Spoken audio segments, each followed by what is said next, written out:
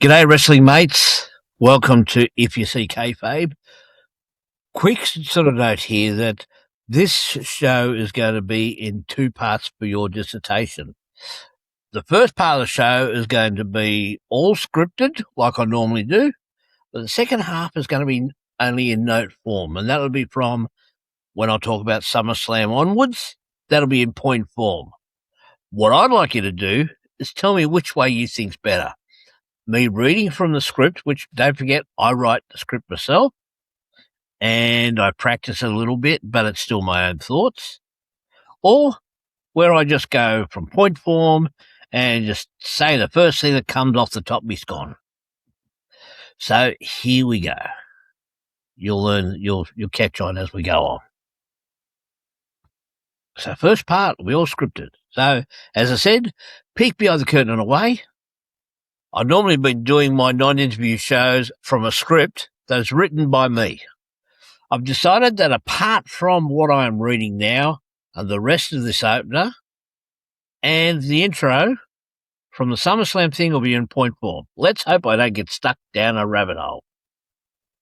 Now, if you think the be-all and end-all of professional wrestling is with the big two, that's WWE and AEW, you'd be totally wrong. In this episode, there will be some CM Punk and some MJF talk. There will also be interesting stories from the indies, and it won't be regular run-of-the-mill stuff. Now, also stay till the end, because I do have a very special announcement.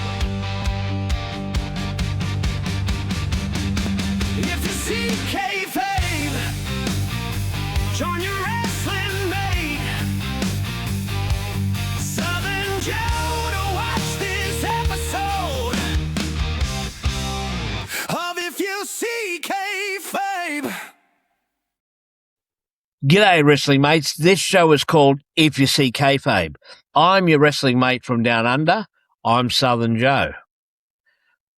To close out this show, there'll be two really unique stories to tell you about. Actually, breaking news, there'll be more than two.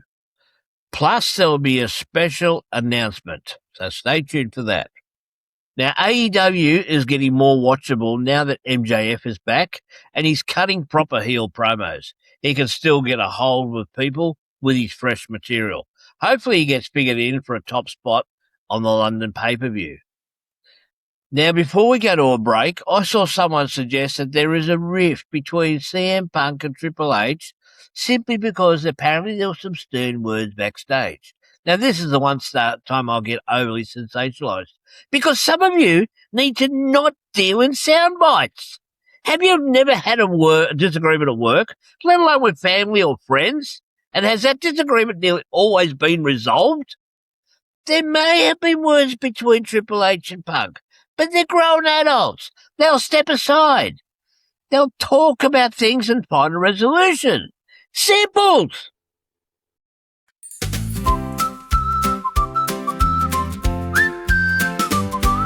Here's your next rabbit hole. There's unanswered questions about films and TV shows. Please answer in the comments section below. Like, subscribe, and let that notification bell toll. Here's your next rabbit hole. Welcome back. And this is going to be the part of the show where I talk in point forms, okay? First, and don't forget, in the comment section, do you prefer the scripted stuff or the point form? Now, SummerSlam, not worth wasting a full show on. Over the two nights, I only really enjoyed two really noteworthy matches. First of all, Gunther and Aldous. I thought they wrestled a great classic wrestling match. They didn't have to do too much bulldust. They were solid. They told a story in the ring. They knew what they were doing. Aldous showed also that he still got it, and he nearly pulled off what many people didn't think he'd pull off anyway. But Gunther also showed what a great head he is as well. Now, also Punk versus Cody. A lot you can say about that. It was a great match. But I believe that they left in Easter eggs in the ring itself. And by Easter eggs, I'm going by moves that they did that were homages to previous wrestlers. I did see like a Harley Race leg drop on a Punk brother, where they drop the leg on the knee, and that's possibly in honour of the passing of Dory Funk Jr., who passed away just before SummerSlam. There was also a Randy Savage elbow drop that even the commentators alluded to, but the one that I reckon everyone's going on about for the wrong reason was Punk doing a moonsault that missed. Now, Punk doesn't normally do a moonsault. Well, I think it's an homage to Kurt Angle, who normally doesn't do it either, and he missed a couple of times, most notably against Brock Lesnar. There was probably a couple of other spots as well where they've done moves as a tribute to others, but it was really, really a great show. And then speaking of Punk, it was a good match by Punk and Cody. Speaking of Punk, another YouTube creator who seems to have quite a good following, they're called Tap Out Corner, and they made a video about CM Punk that I really take issue with, mainly about his time in AEW. I'm going to deal with that in the future with a full episode. So on to the breaking news.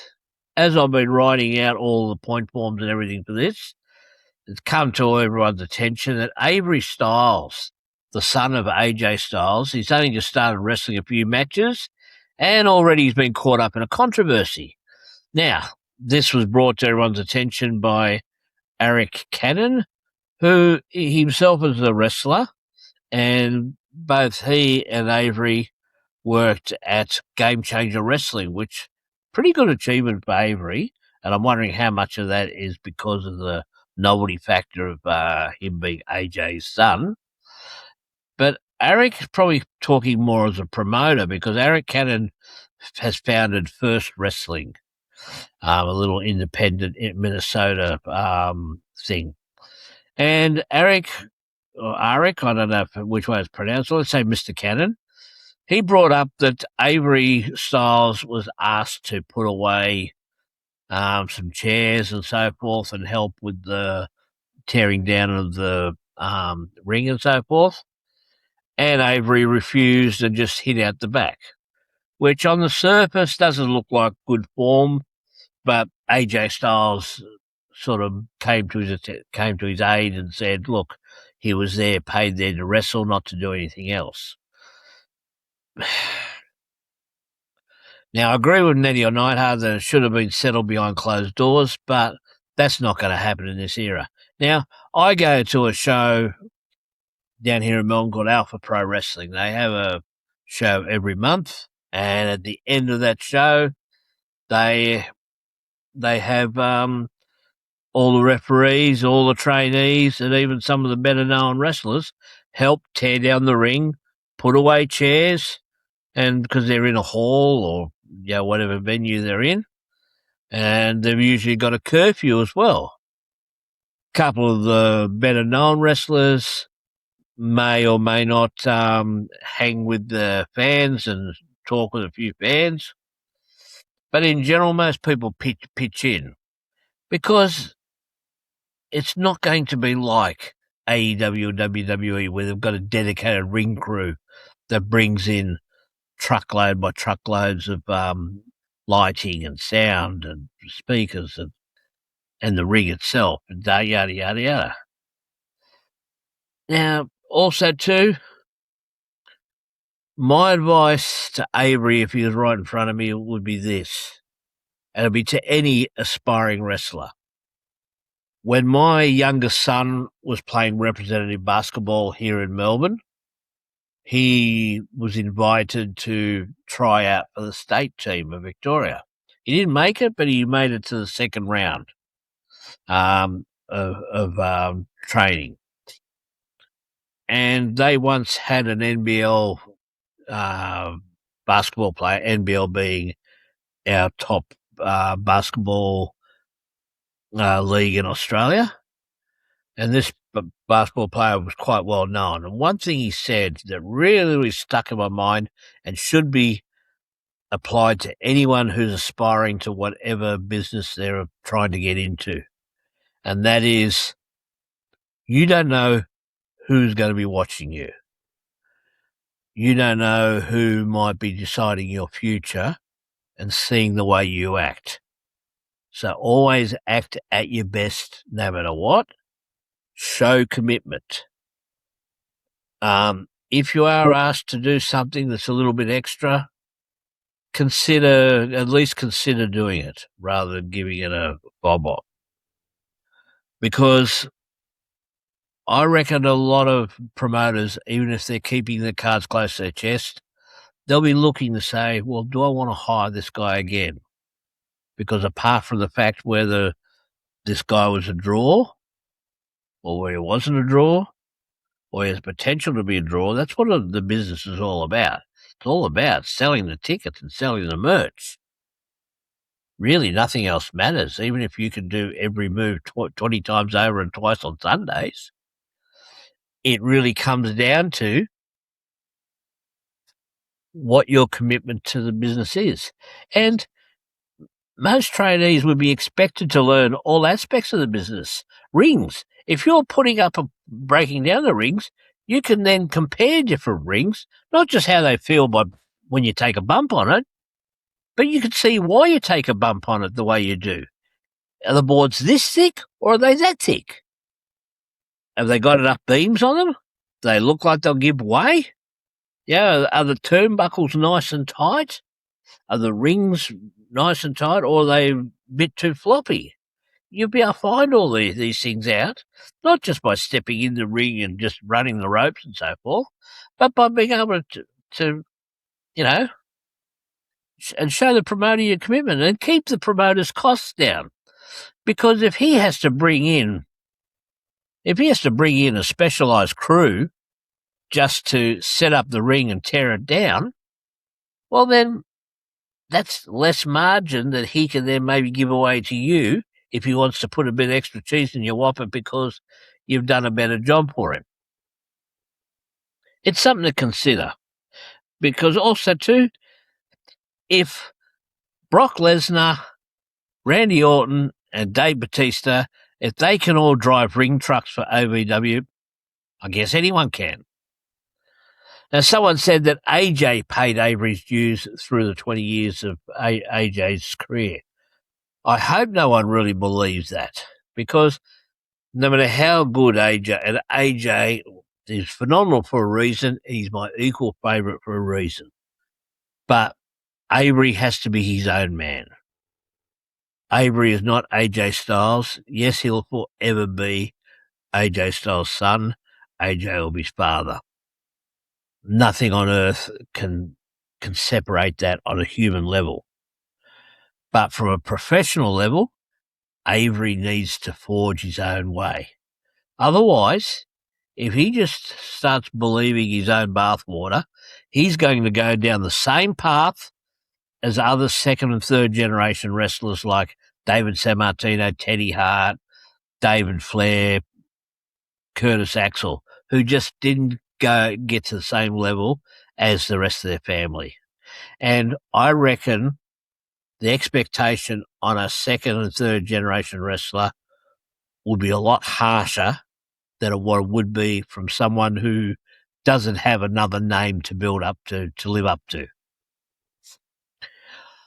On to Kenny Casanova. This is an interesting dude. He's written many books, and he's also a top-notch indie wrestler. Seen some of his work, and he's a great worker in the ring. But his latest book seems to hit a snag. His book about Greg Valentine, been released. It's on Amazon and all the fine bookstores and some of the shit ones. But Greg's wife said she didn't know anything about this. What's going on here? Kenny shows up, shows messages on socials about stuff that he and Greg sent each other. Greg then releases a video saying he knew nothing about this book. On the surface, sounds like, well, better cancel this book. Only problem is, all this took place in late July, early August. As I tape this, record this, it's now getting on to middle of August, 2026. Book was released in March 2026. So now I wasn't sure who to believe, but then I did see a video by James Romero, and he seemed to be on the side of Kenny Casanova. And I reckon Kenny has a point, just from a few things I saw and just from a few background things nutting it out of my head. I've messaged Kenny, and I'd love to do an interview for him where he can state his case, because I'm going to put forward questions that will help him state his case. And speaking of interviews, I've been very hopeful of speaking to a guy named Brandon Boom Boom Groom. He's another great indie wrestler, and he's making one last push to go as far as he can go. He's been working pretty hard lately, and he just came back from a bit of time off. And he's looking to put together a faith-based wrestling organisation called Lionheart Wrestling. Now, you can see by the cross there, I've got no qualm about showing that I'm a faith-based person. I'm not scared to say that I believe in God. I'm not scared to say that I'm a Christian person. Respect all religions. And to have something as positive as Lionheart Wrestling, I want to be in on the ground floor of this, even though I'm in Australia. We're spoken via messenger, but it's a matter of lining up times. So hopefully, in the future, you'll see an interview between myself and Brandon Groom. And I usually don't talk about any sort of thing like that. One, because I don't want to jinx it, but two, because I don't like sort of announcing anything before it is. But just to let you know, I have been talking to Brandon. And finally, my big announcement is that I am actually looking forward to this interview that I would say is about 70% locked in. Now, once again, not wanting to jinx it, I'm not going to say who it's with, but it's with a star that is so big, you have to use more than one name. Please like, subscribe, and share with all your wrestling mates. Please click on the link that you see here to my playlist, and you can enjoy a whole bunch of wrestling stories from some of the great guests I've had on in the past.